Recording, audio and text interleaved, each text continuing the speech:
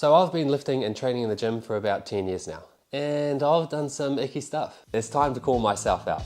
I'm going to share with you the 5 biggest gym icks I've done in my lifting career. Oh, this is so icky. My first biggest ick is I used to wear a corset in the gym and just in day-to-day life. Oh, why? I wanted to have wide, big, broad shoulders and a skinny waist. And I thought, yep, a corset is going to make me have a nice, thin waist. The corset was like one of the ones that the ladies used to wear in the 1800s. I had to suck my tummy in and button it up super tight, and I could hardly breathe throughout my training session. And just in my day, it was super uncomfortable. But I thought, nah, this is what I got to do to get a skinny waist. Oh, what the hell was I thinking? Oh yeah, this would get me a skinny waist. Nah, this was just crushing my organs, making it harder for me to breathe. Didn't know how to use my core properly because I was relying on this silly corset. Then I used to glad wrap my whole stomach area because I thought if I was sweating more around my stomach, that I was going to lose fat around my stomach. The math ain't mathing, bro. What are you doing? I was an idiot. So that's ick number 1. Let's carry on. Ick number 2 is that I thought supplements were magic. When I was a young kid, I used to take fat burners. That's pretty much an ick in itself, really. I thought fat burners were magic. You just take this pill and it just strips the fat off you, just like that. Boom! Now I also used to think that it would counteract the food that I put into my mouth. I remember one day I had this piece of cake and I thought to myself, oh, I can just pop this fat burner to negate the calories that I'm going to get from this cake. Because that's how I thought it worked. Magic! What?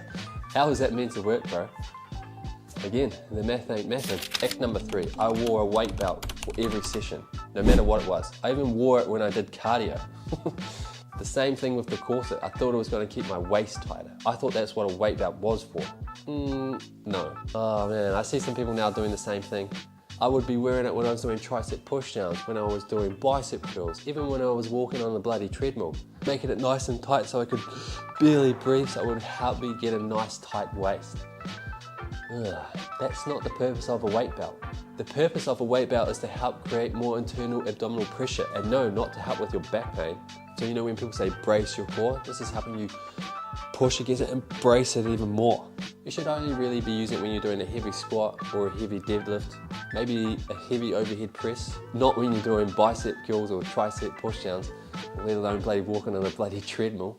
What was I doing? I think I did that for like 2 or 3 years.